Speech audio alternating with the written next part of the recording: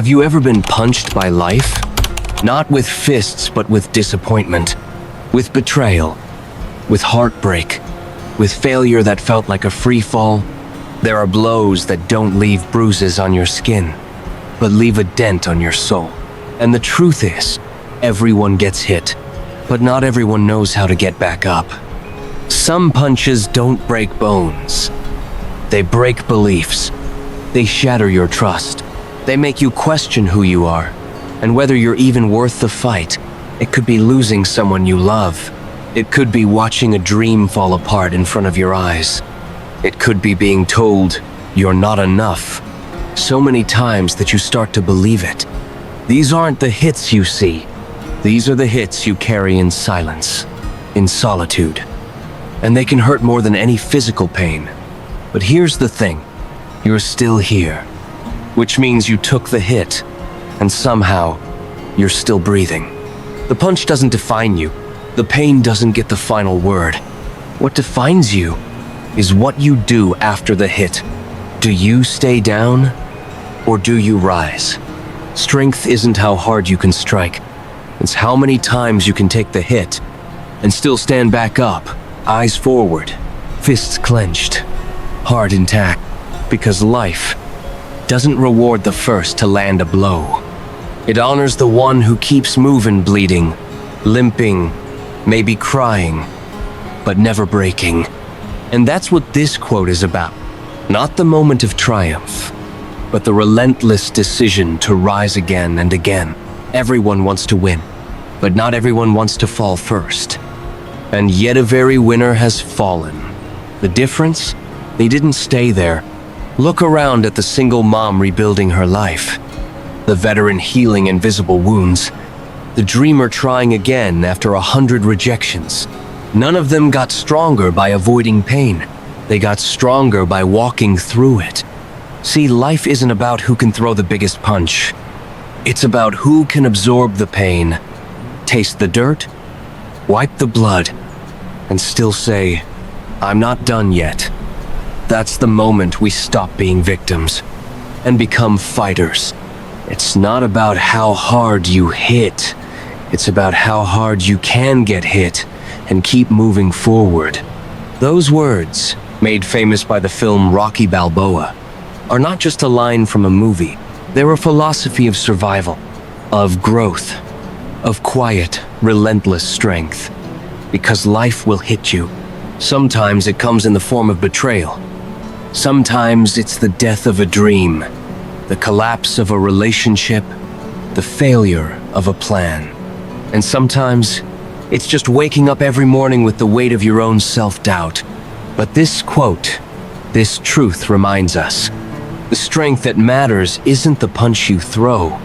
It's the courage to stand up after being knocked down. You don't have to be perfect. You just have to keep moving forward. Life doesn't demand perfection. It doesn't expect you to win every round. It only watches quietly how you respond after you fall. Because the truth is, anyone can look strong when everything is going right. But real strength? Real character?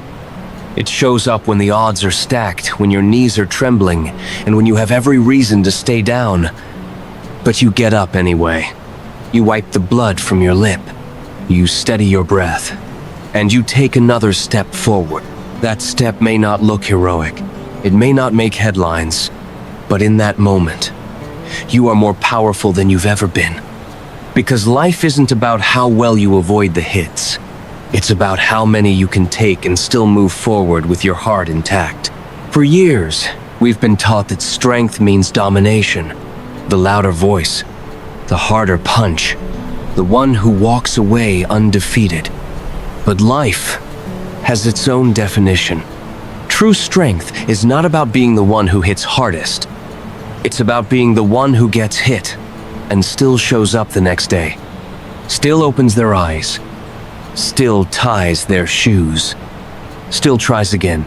It's easy to admire the victorious, but the ones who rise after being shattered, who choose to rebuild when everything inside them wants to collapse, they are the strongest souls of all, because that kind of strength It's not built in gyms. It's not forged on trophies. It's grown in silence, in the quiet battle between despair and resolve. And every time you choose to stand, every time you whisper, "Not today," to the storm, you become a little more unbreakable. Not all punches leave bruises on the skin. Some hit deeper into the places no one can see, no one can touch, and few can understand. Like losing someone you thought would be by your side forever. The silent collapse after being told you're not enough. The weight of waking up to a life you didn't choose. A job lost. A dream shattered. A heart broken. These are the blows that knock the wind out of your soul. The loss of a loved one, and the haunting echo of their absence. Betrayal by someone you trusted with everything. Financial ruin that strips away not just money, but dignity. Watching a dream dissolve, slowly, after giving it your all. Being judged, underestimated, and misunderstood, again and again. And yet, if you're still here, reading this, listening to these words, you've taken those hits, and somehow, you've stayed on your feet, or at least found a way to rise again. Because life doesn't spare anyone, but how we respond, that's where we find our power. That's where resilience is born, not in comfort, but in the crash. No one escapes being hit. No matter how perfect someone's life may look on the outside, everyone has faced a moment that could have broken them. And the truth is, you won't be judged by how much pain you avoided, but by how you chose to respond when the pain found you. Because strength isn't silent stillness, it's motion through the storm. It's when a single mother shows up to work the day after being evicted, not because she's not hurting, but because her children still need to eat. It's when a man rejected by every opportunity still sends out another application, because something in him refuses to stay down. It's when someone walks back into a therapist's office for the 10th time, knowing healing is messy, but worth it. Here's what this quote teaches us. You don't have to punch the hardest. You just have to keep walking forward after life lands its heaviest blow. Even if your steps are slow, even if your back is bent, even if no one claps for you. The fact that you're still moving, that's what makes you unstoppable. Story 1. The veteran who lost his whole team. He came home alone. After a covert mission deep in enemy territory, only one soldier made it back, Sergeant Logan Reeves. The rest of his Unithist brothers were gone, taken in a single night of gunfire, chaos, and silence. But Logan didn't come back whole. He returned with survivor's guilt so heavy, he couldn't look in the mirror. His chest bore no visible wounds, but inside, he was bleeding every day. For months, he locked himself away. No words, no phone calls, just silence and a notebook. That notebook became his way out. He wrote every story of the men he lost, their jokes, their fears, their last moments. And when the pain became too loud, he stood in front of a room full of strangers, other veterans battling the same demons, and began to read, trembling at first, but steady by the last line. Logan said, "I came back alone, but I refused to let their memory die in silence. I was knocked down, but I will not let myself die a second time while still breathing." And that's how he began a journey that not only healed himself, but brought hundreds of other veterans up with him. Today, Logan leads workshops for PTSD recovery. He tells young soldiers, your pain doesn't have to be your prison. It can be your platform. His scars didn't vanish, but he chose to walk forward with them, not away from them. Story 2. The man who lost everything at 50. His name was David Carrington. At the age of 50, he lost it all. His company folded, his house was foreclosed, and one cold autumn afternoon, his wife packed 2 suitcases and left, taking their teenage son with her. No scandal, No violence, just the quiet devastation of failure that no one applauds.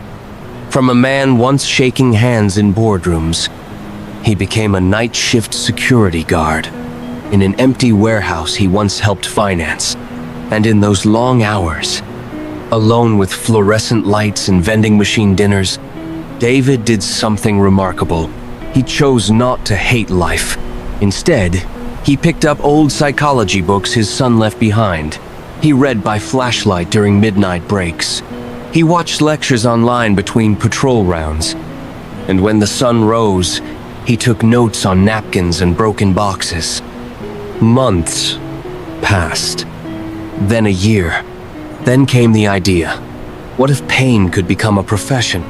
Not in the way of profiting from it, but guiding others through it. David retrained, requalified, and by 56, he became a certified trauma counselor. Now, he's the founder of Phoenix Path, a nonprofit offering free therapy to those who've lost everything and are too ashamed to ask for help. In his first public seminar, he looked at a crowd of worn-out, quiet, hurting people and said, "The hardest punch I ever took wasn't from a person. It was from life itself, and it knocked me breathless. But when I hit the ground, I found the foundation to build a new version of me." Story 3. The double-amputee runner. Her name is Elena Brooks. At 19, Elena had everything mapped out. A full athletic scholarship, Olympic dreams, and a body sculpted by years of training and early mornings. But fate doesn't ask for permission.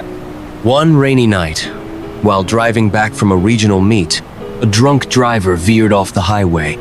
Metal twisted, glass shattered, and when Elena woke up in a hospital bed 3 days later, her legs were gone, above the knees, gone.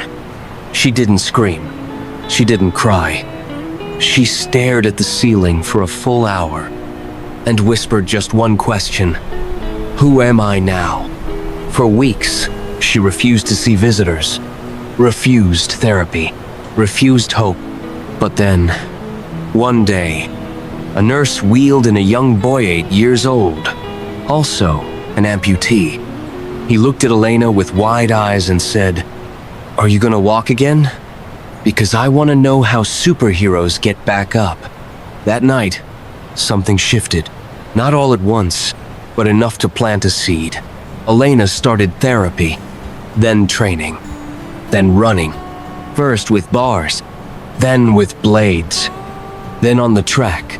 And 5 years later, with 2 prosthetic legs forged in carbon and grit, Elena crossed the finish line of her first marathon, tears streaming, fists raised. But the finish line wasn't her victory. Her victory was all the mornings she showed up, when nobody else was watching. Now, Elena speaks in burn units, rehabilitation centers, and women's shelters. And in one interview, she said, "They took my legs, but they didn't take my identity. They didn't take my fire." That stayed with me. Every step Elena takes is more than just sport. It's a testament to what Rocky once said, "With all the blood, tears, and will." Not everyone listening right now has lost their legs, lost a friend in war, or lost everything at age 50. But pain? Loss? The feeling of being knocked down by life so hard. You don't know how to breathe, how to speak, how to even stand? That's something we all understand. Maybe your loss is invisible. Maybe no one claps when you get out of bed. No audience cheers when you show up at work while your heart is breaking. No one gives you a medal for surviving grief, or fighting depression, or showing up as a parent when you're empty inside. But here's what matters. You're still here, still breathing, still trying. And that's strength no punch can take away. Real strength is quiet. It doesn't come from trophies, applause, or standing on a podium. It comes from the silence after failure, when no one is watching, and you still decide to rise. Every time you've been knocked down and stood back up, you built a part of yourself no one can take away. Not time, not pain, not failure. Each scar, each stumble, each lonely step forward, they are not signs of weakness. They are bricks in the foundation of something unshakable. You don't have to win today. You don't have to outrun anyone. You just have to keep going, even if it's slow, even if it's messy, even if it hurts. Because progress isn't always about speed. Sometimes, it's just about not stopping. And that, my friend, is what separates those who are remembered from those who disappear into regret. Let your persistence be the knockout punch. So if life has you cornered, if you're bruised, bent, and barely breathing, don't reach for surrender. Reach deeper. Because the world doesn't need more perfect people. It needs more relentless souls. The kind who don't look like winners, but fight like hell anyway. Let your next breath be defiance. Let your next step be resistance. Let your refusal to quit be louder than the voices that told you to stop. You've taken the hits. You've tasted the blood, the tears, the silence. Now, hit back. Not with violence, but with vision.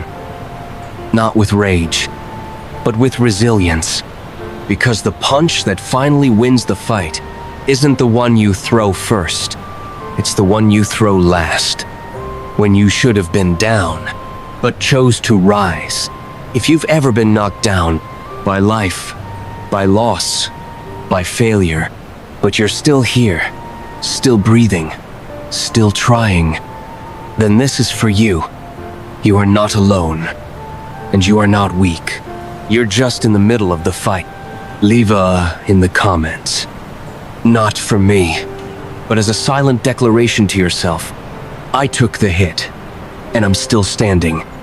And if you don't want to face your next round alone, hit subscribe to Soldier's Memory. We fight together, we rise together, and next time, I'll bring you more stories of people who bled, broke, fell, but never stayed down. Because together, we're not just surviving, we're fighting back. And remember, this is USM Soldier's Memory, where every scar, every fight, and every comeback gets remembered